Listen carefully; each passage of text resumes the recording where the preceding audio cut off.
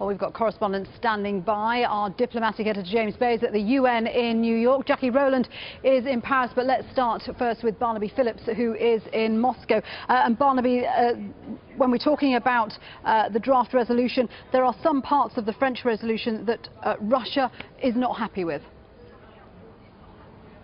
I think that might be a euphemism. There are some parts of the draft resolution which are not acceptable to the Russians. They don't want to see the threat of force being employed against their Syrian allies.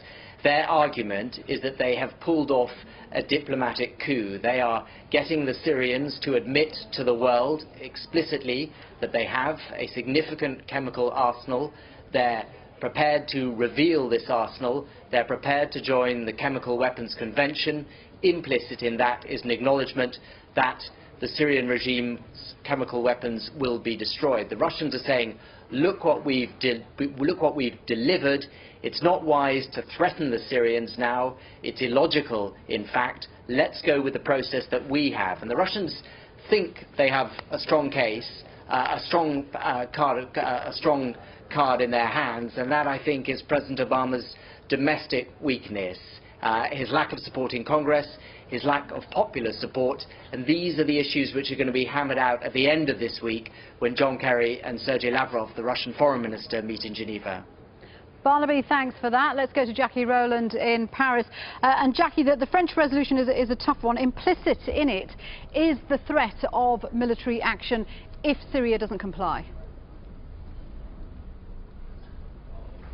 That's certainly something which the French would ideally like to be within the final draft that will be presented, according to their plans at least, to the UN Security Council for a vote.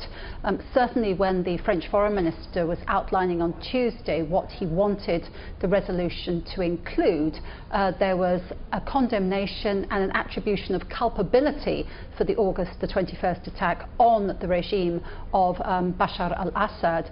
An element of the resolution to vow to bring the perpetrators to international justice, and also, as you say, this implicit threat that if Damascus does not comply with the new mechanism for controlling chemical weapons, then the international community could still resort, after all, to military action. Now, the French are showing some flexibility on the wording of their draft resolution. They've said that within certain limits they can change things, but they underline that the broad principles and objectives must remain intact, namely a resolution that's robust enough to prevent the Syrian regime from ever again threatening either its own people or anyone else with the use of chemical weapons. So, Jackie, what has France said about the Russian reservations? You said that they were prepared to be flexible. How flexible? Well, as I said, they said within limits.